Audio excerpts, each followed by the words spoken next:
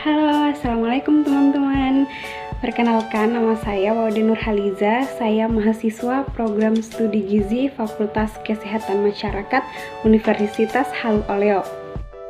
Baik, video kali ini saya akan mempresentasikan tentang laporan yang diberikan oleh dosen saya yang terkait identifikasi masalah gizi di lingkungan sekitar. Adapun latar belakang yang saya ambil yaitu masalah gizi merupakan gangguan kesehatan yang terjadi akibat ketidakseimbangan antara asupan dengan kebutuhan tubuh. Masalah gizi yang terjadi pada masa tertentu akan menimbulkan masalah pembangunan di masa selanjutnya, seperti masalah gizi yang terjadi pada masa anak-anak yang dapat mengakibatkan tubuh mudah terserang penyakit. Ya, jadi tujuan dari laporan penelitian yang saya temui itu membuat sistem pendukung keputusan untuk mengidentifikasi KEK pada ibu hamil dan obesitas pada remaja putra. Ya, selanjutnya saya akan menjelaskan landasan teori dari laporan penelitian saya. 1. Gizi adalah suatu proses menggunakan makanan yang dikonsumsi secara normal melalui proses digesti, absorpsi, transportasi, penyimpanan, metabolisme, dan pengeluaran zat-zat yang tidak digunakan untuk mempertahankan kehidupan, pertumbuhan dan fungsi normal dari organ-organ, serta menghasilkan energi. Yang kedua, masalah gizi pada ibu hamil masih sebagai fokus masalah antara lain anemia gizi besi dan kurang energi kronik. Kekurangan energi kronik merupakan suatu keadaan di mana status gizi seseorang buruk disebabkan karena kurangnya konsumsi pangan sumber energi yang mengandung zat gizi makro yang berlangsung lama atau menahun. Yang ketiga, obesitas. Obesitas di sini merupakan penyakit yang kompleks dan multifaktorial yang ditandai dengan kelebihan berat badan karena adanya penumpukan lemak yang berlebihan di dalam tubuh. Obesitas disebabkan oleh tidak seimbangnya jumlah energi yang masuk dan jumlah energi yang dikeluarkan sehingga berat badan menjadi lebih berat dibandingkan berat badan ideal karena adanya penumpukan lemak di dalam tubuh. Ya, selanjutnya ada tahap pelaksanaan yang dimana pelaksanaan laporan yang saya teliti di sini saya memiliki 5 tahap pengidentifikasian. Yang pertama itu ada identifikasi masalah. Identifikasi masalah itu adalah upaya untuk menjelaskan masalah dan membuat penjelasan yang dapat diukur.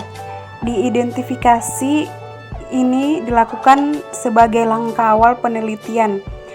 Saya di sini mengidentifikasi bagaimana seorang ibu hamil mengalami kekurangan energi kronis pada usia kehamilan 3-4 bulan. Dan yang kedua, saya mengidentifikasi obesitas pada remaja menuju usia dewasa yang usianya 15-16 tahun. Yang kedua ada penetapan tujuan. Penetapan tujuan itu adalah suatu target yang ingin dicapai dalam upaya untuk menjawab segala permasalahan yang sedang diteliti. Berdasarkan pengidentifikasian masalah yang dibahas sebelumnya, dalam laporan penelitian ini saya mengetahui bahwa kekurangan energi kronis pada ibu hamil dan untuk mengetahui bagaimana obesitas pada remaja usia 16 tahun.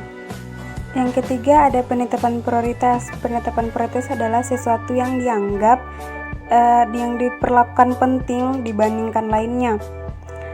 Dalam penetapan prioritas dalam penelitian ini saya menggunakan metode matematik. Jadi metode matematik ini tuh adalah masing-masing kriteria diberi skor dengan nilai ordinal. Misalnya angka 1 menyatakan terendah sampai angka 5 menyatakan tertinggi. Pemberian skor ini dilakukan oleh panel expert yang memahami masalah kesehatan dalam forum curah pendapat. Setelah diberi skor, masing-masing penyakit dihitung nilai skor akhirnya, yaitu perkalian antara nilai skor masing-masing kriteria untuk penyakit tersebut. Jadi dihitung nilai masing-masing antara KEK dan obesitas. Perkalian itu dilakukan agar perbedaan nilai skor akhir antara masalah kekurangan energi kronis dan obesitas yang mana yang menjadi sangat kontras, yang menjadi sangat harus diperhatikan begitu, sehingga terhindar keraguan manakala perbedaan skor tersebut terlalu tipis. Saya mempunyai simulasi penentuan prioritas masalah kesehatan dengan metode matematik. KEK itu totalnya 150 dan overweight totalnya 480. Jadi yang menjadi prioritas masalah di sini adalah overweight. Yang keempat ada intervensi nyata. Intervensi nyata ini adalah upaya untuk meningkatkan kesehatan atau mengubah penyebaran penyakit yang akan dievaluasi pengaruh dari suatu perlakuan. Intervensi nyata di sini saya memilih intervensi berbasis keluarga. Jadi sebelumnya sudah ditentukan masalah prioritasnya. Masalah prioritas dari laporan penelitian saya itu adalah overweight atau obesitas. Nah, jadi intervensi nyata yang saya pilih tentang intervensi berbasis keluarga.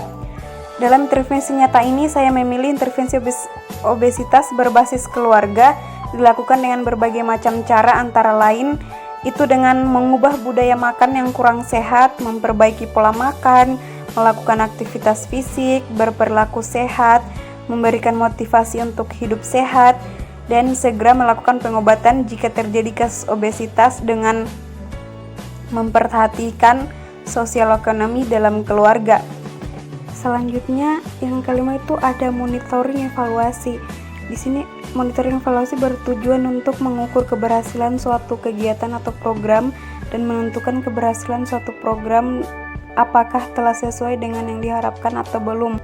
Tujuan dari monitoring evaluasi laporan penelitian yang saya lakukan adalah untuk mengetahui tingkat keberhasilan dan kemajuan status gizi obesitas pada remaja anak usia 15-19 tahun dalam melaksanakan praktek berbasis keluarga.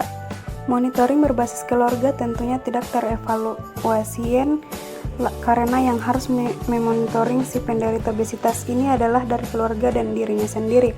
Monitoring obesitas dengan berat badan dimonitor 1 minggu 1 kali dan asupan makan dimonitor setiap hari.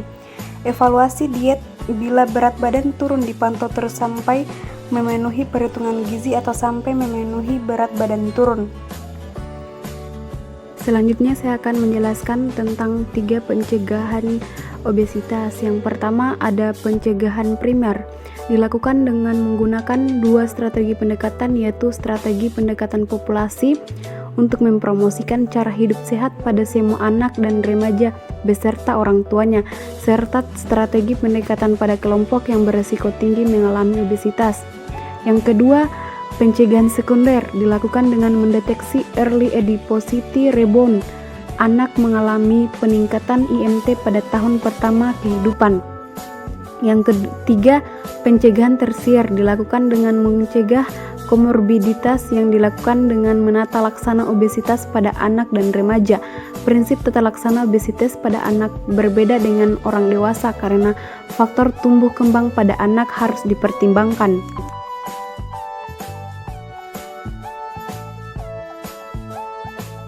Terima kasih telah menonton presentasi laporan penelitian yang saya bawakan.